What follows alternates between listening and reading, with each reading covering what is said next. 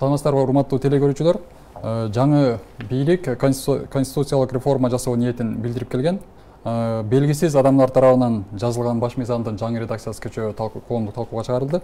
Андагы нормалар шыр эле сынга кабылып, жаңы долбоор Кыргызстанды артка тартат, бир кишинин эле диктатурасын орнотот деген пикирлер айтылууда.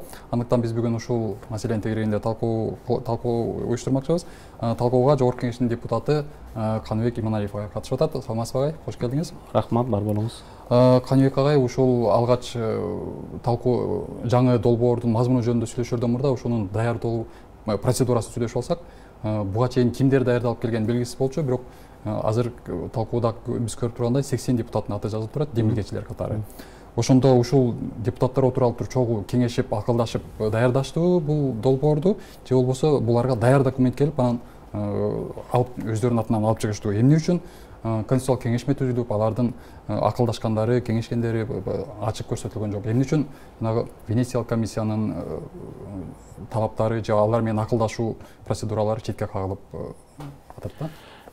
Демократиялык укуктуу өлкөлөрдө бүт иш-чара андан калса бул жөнөкөй документ эмес.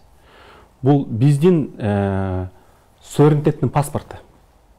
Конституция биздин суверенитеттин паспорту.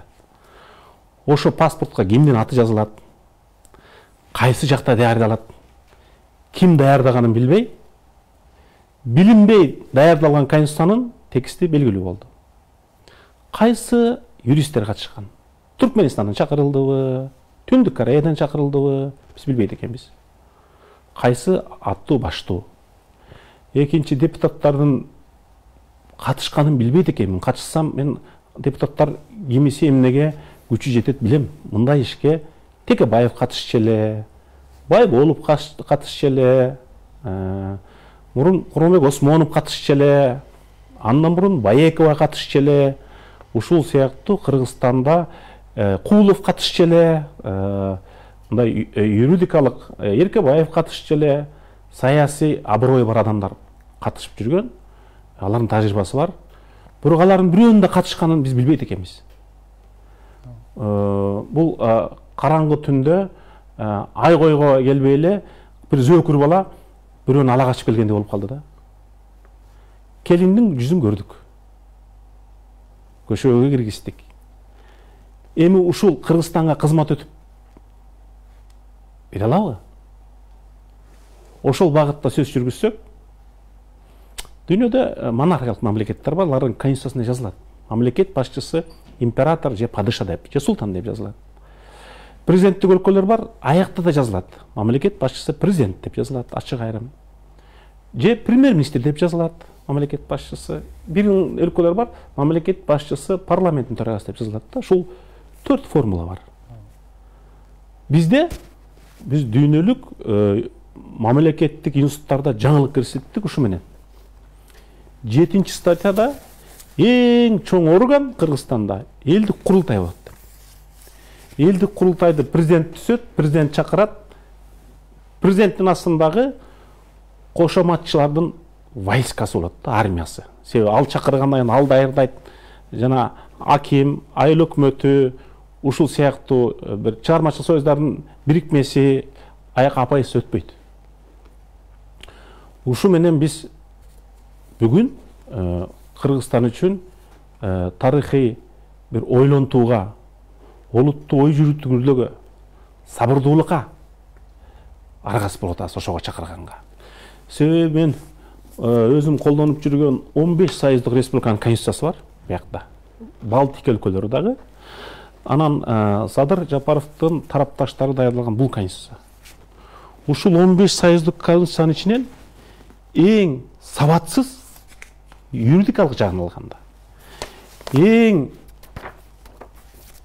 принциптерге жана мамлекетти башкаруунун ийкемдүүлүгүнө туш келбеген конституциянын текисти ушул. Биз эмне кыргыз эли ушунчалык караңгы деп ойлоп атышабы? Биз Орто Азияда сыймыктанчу элек го. Парламенттик демократияда лидербиз деп, өкмөттүк эмес уюмдарда лидербиз деп, жана басма сөз эркиндигинде лидербиз деп. Рыноктук экономикада да биз 2005-ке чейин лидер болчубуз. бул конституциянын баарын жокко чыгарат. Себеби басма сөзгө тыюу коюлган статья бар. Мындай элдик курултай деген атты булар таптакыр дискредитация кылып атышат. Элдик курултай илгери хандар шайланганда, курултай шайлаган. Кечиресиз, курултай жөнүндө бир аздан кийин өзүнчө сүйлөшөлү. Азыр парламентаризм азыркы бул түшүндүрмөсүндө, долбоордун түшүндүрмөсүндө парламентаризмде жемишсиз болду деген тыянак чыгарып атышат да. Ошол себептен биз өнүгүүдө жолтоо болду дегендей түшүнүктү айтып атышат. Сиз дайым парламент, Кыргызстандын өнүгүү жолу бул парламенттик жол аркылуу ийгиликтүү болот деп айтып келесиз да. Бирок жаңы бийликтин баш мыйзамды кайрадан кардиналдуу өзгөртүп, мурунку Акаевдин ордундагы жолусу президенттик бийликке кайта кайтып баруу ниетин кандай баалайсыз? Буга чейин бизде чыныгы парламенттик башкаруу деген болду беле? Бул 9-чу жемишсиз деп айтып атышат. 9-чу редакция Конституциянын. Эң начары ошол Бакиевдин учурунда кабыл алынган, президентти өтө күчтүү кылган, ал аягы жандай катастрофа менен бүттү. Бул андан да жаман. Андан дагы коомду артка тарткан. Парламентаризмдин жаманаттуу болушуна 4-5 себептер бар. Биринчи, убакыт өтө эле кыска. 2 чакырылыш менен парламентаризмди элге таанытууга өтө кыска убакыт. Экинчиден, биздин коңшунун баары президенттик өлкөлөр. Үчүнчүдөн, депутаттар өзүбүз күнөөлүүбүз. Кээ бир маселелерде саясий эркти, интеллектуалдык бийиктикти, мыйзам чыгарууда тажрыйбаны көрсөткөндүн ордуна майда чүйдө маселелерди козгойбуз. Менин округумда көпүрө салынбай атат, акимди кызматтан алып коелу деп. Саясий фундаменталдуу маселелерге келгенде президентке чөгүлө беребиз. Ошонун жазасын бүгүн тартып отурабыз да. Бирок 2012-жылдан бери көбү билбейт. Ушул Орто Азия өлкөлөрүнүн Кыргыз парламенти гана Европа кеңешинин парламенттик ассамблеясынын мүчөсү. Биз эгерде парламентаризм өнүкпөсө ошого кабыл алат беле? Аны биз айтпаганда ким айтат? А эмне үчүн жаманаттуу болду? Президенттин учурунда АКС деген уюм түзүлүп, ал саясий бир заказдарды аткарган, бизнеси бар, президентти сындап койгон саясатчыларды угунтуктап отуруп, саясий аренада реалдуу оппозициялык күчтөр өтө азайды дерлик жок нерсе болуп калды. Оппозициялык күч болбогон жерде оппозициялык күч негизинде парламентте болуш керек. Парламент бул саясий ордо. Ошол жакта саясий партиялар, саясий долбоорлор, саясий закондор, саясатчылар жарышка түшүп таанылат. Эгерде парламентте таанылбаса, бүгүн Байден президент болот беле? Катардагы депутат. Парламентте таанылбаса, Обама депутат болот беле? Парламентте таанылбаса, Меркель канцлер болот беле? 16 жылдан бери. Бул конституцияны кабыл алсак, эч убакта парламентаризм болбойт. Азыркы парламент областтыкта эмес, бир райкеңештин эстирүүчү райкеңештер бар болчу. Биринчи секретарлардын айтканын кылып, кол чаап, бирок элге барып сүйлөп берген. Кадыр эсе ошол деңгээлдеги эл аралык аброю жок, саясий эркиндиги жок, жана оппозициялык көз карашы жок. Бир райондук кеңештин 90 адамдан турган деңгээлине түшөт. Үчүнчүдөн, бүгүнкү күндүн шору бул сот системасы. Ар бир келаткан президент мен соттун эркиндигин камсыз кылам дейт дагы, келери менен сотту өзүнүн оппоненттеринен өч ала турган органга айлантат да. Мурун пайыздык жагынан алганда бир 75% президенттен көз каранды болсо, сот. Себеби сотту тандоодо да президент катышат, дайындоодо да катышат, сыйлык бергенде да катышат, жумуштан алганда да катышат, ал тургай сотко сөгүш бергенде президент катышчу.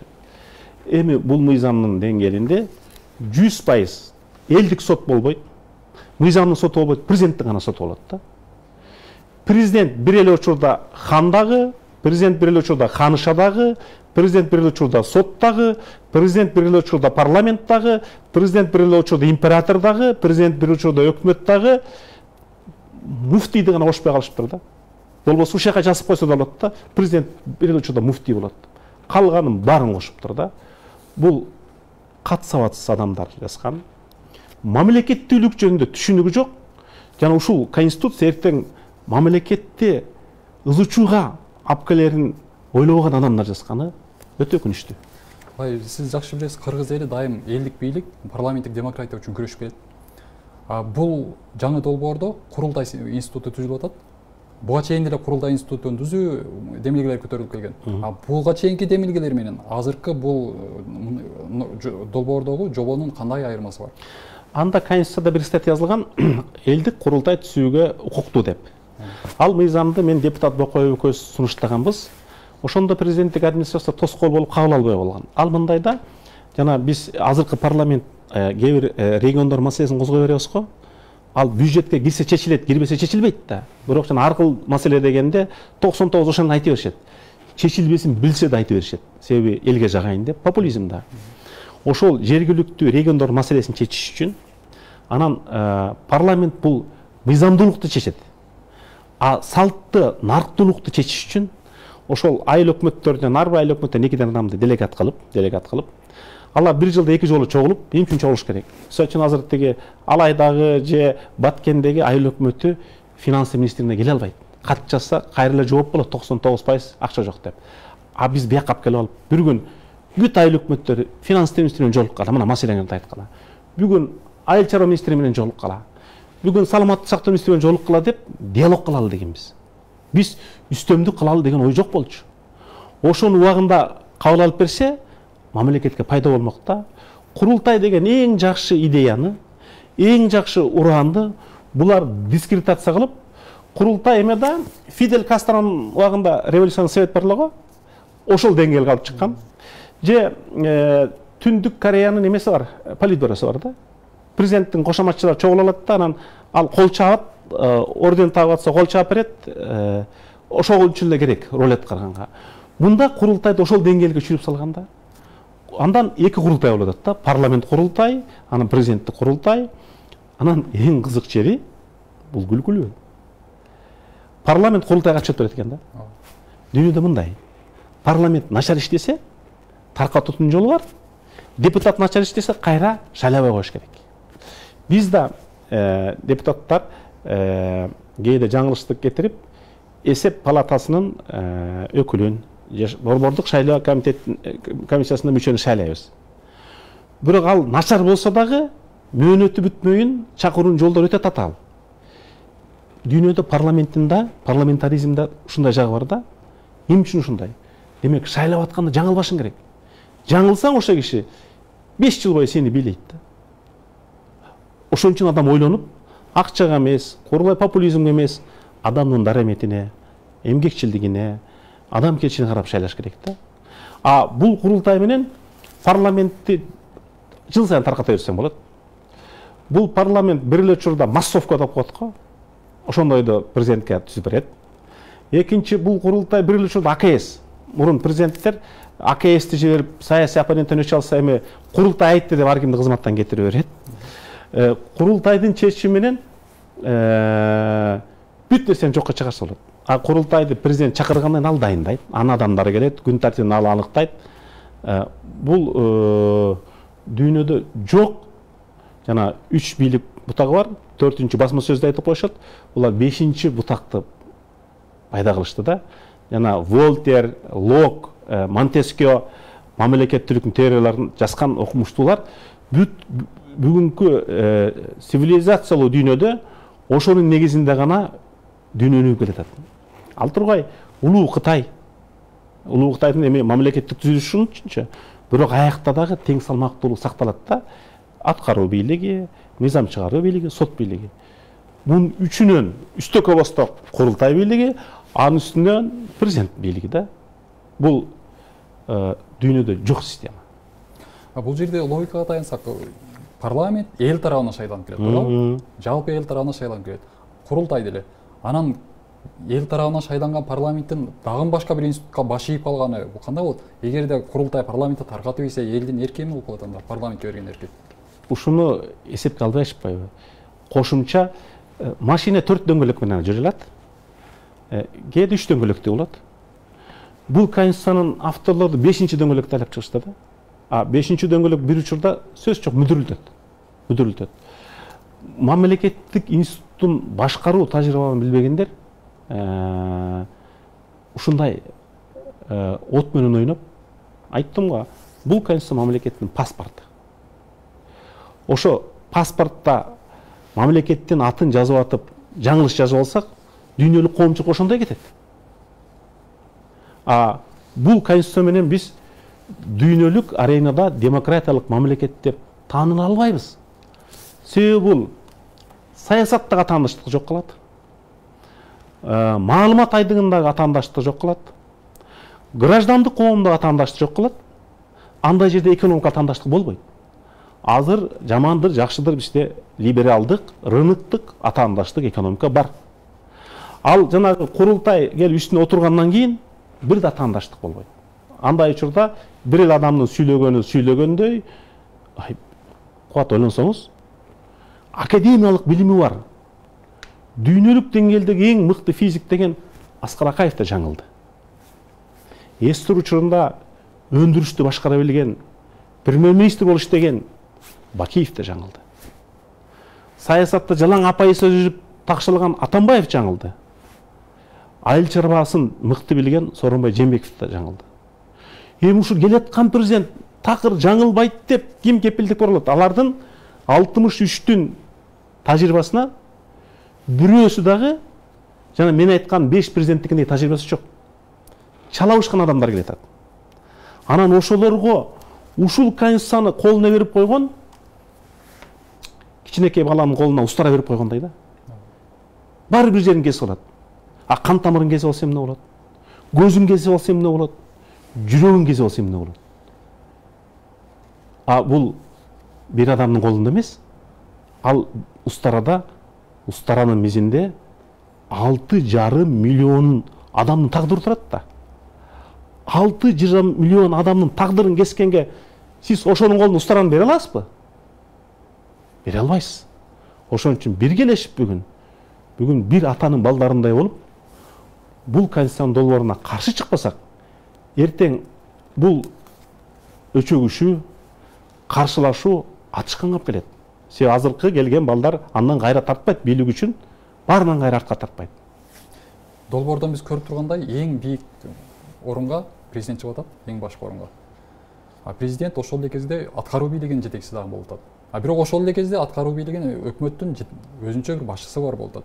Бул эмнени билдирет? Бул мурда деле ушундай болуп келген да, президент иш жүзүндө башкарып келген баарын. Премьер-министр деген ат, кызмат адамы бул жөн гана жанагы шапалак менен ойногон баладай болуп келген. Анан кайсы бир жетишпестиктерди, кемчиликтерди ошого шылтап кетирип келген. Мындай кандай болуп калат? Азыр мындай да, жамандыр, жакшыдыр, мурунку премьерлер Абылгазиев келгенде, Боронов келгенде суроо бере алчыбыз. Премьер-министр бар болчу да. Азыр президент келсе ким суроо бере алат? Президент өкмөт башчысы болуп келет атпайбы? Парламентке келип суроонун чечиш керек да. Эгерде парламент премьер-министрди сындай албаса, кетире албаса, ага ишеним көрсөтүү укугу жок болсо, ал парламент эмес. Эми аткаруу бийлигинин башында президент турат. Оң колунда кылычы бар. Кылыч ким бул? Бул Финполиция, Генпрокурор, СМВ, МВД. Сол колунда курултай бар. Астында депутаттар турат. Кантип президентке суроо бере аласың? Мурунга менин айылымда мектеп жок деп Бороновду сындачыбыз. Эми президентке суроо бермек түгүн отуруп турган сайын калтырап, президент эми парламентке келбейт да. Келсе жанагындай жарыя кылганы, кайрылуу кылганы келиши мүмкүн. Ошентип буга чейин бизде таптакыр дискредитация болгон президенттик институтту биз ого бетер башына такты кийгизип атабыз. Жана коронавирус оорусу деп атпайсызбы? Бул андан да жаман оору. Коронавирустан айыкса болот. Эгерде ушул конституция такка келип калса, анда биз жакынкы 5-10 жылда саясий тартыш, саясий күрөш менен гана өткөзөбүз да. Конституциянын 3 өзгөчөлүгү бар. Конституция бул элди конфронтацияга эмес, консенсуска алып келиш керек. Бул коомдук келишим да. Коом ушуга макулбуз деген болуш керек. Буга кайсы саясатчы макул болот? Ушуга Текебаев макул болобу? Эркебаев макул болобу? Шеримкулов макул болобу? Апазумович макул болобу? Кулов макул болобу? чолпон жаккы макул болобу? Алар мамлекеттүүлүктү ойлогон инсандар. Алар прогрессивдүү көз караштагы инсандар. Алардын бирөөсү да макул болбойт. Экинчиден, Конституция бул жолду аныктайт. Диктатуранын жолу менен барабызбы, демократиянын жолу менен барабызбы, авторитардык режим тандайбызбы? Булар дайындаган Конституция авторитардык менен диктатураны биргелештирип, эч убакта элге жакшылык алып келбей турган Конституция. Бир статьяны таап бериңизчи, бизнеске эркиндик бере турган, инвесторду тарта турган, жөнөкөй Баткенде теге Кулундуда чегарага жакын жайгашкан адамдын укугун коргой турган бир статья таап бериңизчи. Бул Конституция президенттик институтту даңазалай турган, ошого кошоматчыларга кол чаап бере турган, бирок кыргыздын менталитетине, өзгөчөлүгүнө таптакыр туура эмес келген Конституция. Себеби 30 жылдык тарых көрсөттү, кыргыз эли бир да президентке чөгөлөбөйт. Калыс иштесе кадырлайт. Бирок жаңылса куалап чыгат. Бирок бул долбоордун тарапташтары айтып аткандай, мурда иш жүзүндө президент башкарып келген. Азыр эми ошону расмийлештирип, Конституцияга жазып, биротоло жоопкерчиликти расмий түрдө өткөрүп берди деп атат. Анда мен сизге суроо берем. Иш жүзүндө президент эчтеке жооп берчү эмес? Муну кабыл таптакыр эчтеке жооп бербейт. Таптакыр эчтеке жооп бербейт. Ошондуктан президенттин тарапташтары менен бет маңдай отуруп мен диалогко да даярмын. Кайым айтышканга да даярмын. Алар менен сүйлөшкөнгө да даярмын. Бул Конституциянын эми эң булар шашкалактап атканы, бул бир ай жогорку кеңеш сайтында илиниш керек. Демек 18 декабрда парламентке келиш керек. Парламентке келгенден кийин фракциялар, комитеттер биринчи окууда караганда 2 ай болуш керек. Демек февралда кайра экинчи окууга келиш керек. Феврал, март, апрель, майга чейин талкууланыш керек. Булардын маанайы андай эмес. Булар 10 январга чейин кабыл алабыз деп атат да. Бул биринчиден азыркы иштеп аткан Конституциянын статьяларында жазылган 114 статьядагы туп-туура каршы келет. Экинчи, адам үңүлүп окуй элек да. Эмне үчүн биз Конституция жазабыз, бийликтин булагы эл деп. Эл эмне катышпайт? Ушуну Нарын университетинде, Ош университетинде, Баткен университетинде талкуулаш үчүн эле 2-3 ай убакыт керек. Андан калса азыр пандемия учуру. Бирок азыр сиз элди сурамжыласаңыз, бизге бүгүн Конституция керекпи? Же сиздин ден соолугуңуз, күнүмдүк маселеңиз, бюджеттин маселеси керекпи десеңиз, айтат биринчи аларга бүгүн 6.500.000 элге бүгүнкү кризис маселеси эң маанилүү. Муну керек, Конституциялык кеңешме керек. Бирок кеңешменин мүчөсү ким экенин билбей атпайсызбы?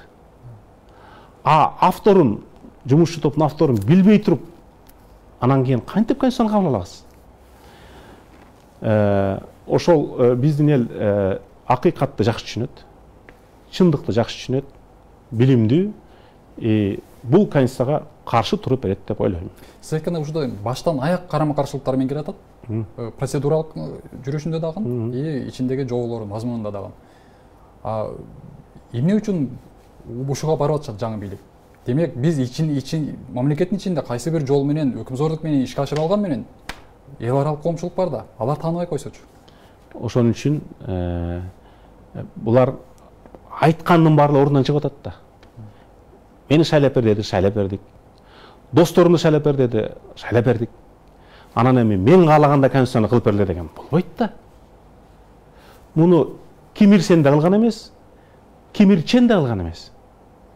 Эгерде Сталинге окшоп согушту жеңип келип баатыр болсо, кой муну эмгеге бар эле угуш керек деп да ойлошубуз мүмкүн эле да. Ал үчүн биз баарыбыз эми 79 депутат кошоматчы болсо жарашат. Бирок 6.500.000 адам кошоматчы эмес да. Алар чөгөлөп бере албайт да. алардын жүрөгүндө эркиндиги бар да, мээсинде билими бар да, айта турган сөзү бар да. Демек биз ошол үндү күтөбүз, биз ошол позицияны, ошол сөздү күтөбүз. Бул жерде президенттин ролун ашкере ашырып жибергендей, анткени буга чейин 1 мөөнөткө шайланыш керек болсо, азыр 2 мөөнөткө шайланса болот деп. Муну айтып атышат, бир адамдын астына даярдалган долбоор деп атышат да. Бир адамдын өзүнүн кызыкчылыгын көздөгөн. Фамилиясына жазып койсок, тагыраак айтканда Садыр Жапаровдун кызыкчылыгын көздөгөн. Ушунча болду, ушунча болду. Айла кеткендеги сөз. Биринчи слайдтагы эле Садыр Жапаров фамилиясын жазып койсо, белгилүү болуп калат эле да. Элге чындыкты ачсаң жарашат. Бирок анда акыркы слайдтагы айтыш керек да. Мен ушул конституция менен 1 жылда мамлекетти көтөрө алсам кетем деп. Анда ошондой да. Же жазага тартылат. Же жазага 20 жылга кесилип кеткенге даярмын. 2 жылда мамлекетти көтөрө алсам 20 жылга кесилип кеткенге даярмын деп туруп эле бизге салып эмне кылат? Өзү эле кол коюп өзү иштей бербейби? Биз тубара калып эмне кылат? Баары бир элдин пикирин эске албагандан кийин, мына карасаңыз, акыркы бир жумада мына бүгүнкү юристтердин, мен сыйлаган юристтердин бирөө да муну колдогон жок. Адис менен эсептеш керек да. Мисалы үчүн мен нейрохирург болбосом, кантип адамды операция жасай алам деп ойлонбойбу адам. Кесипкөй адистердин пикирин албаган кандай бийлик? Сиз айткандай парламенттин ролу өтө топ кыскарган, ыйгарым укуктары. Анын үстүнө президент жана курултай чыгып алган.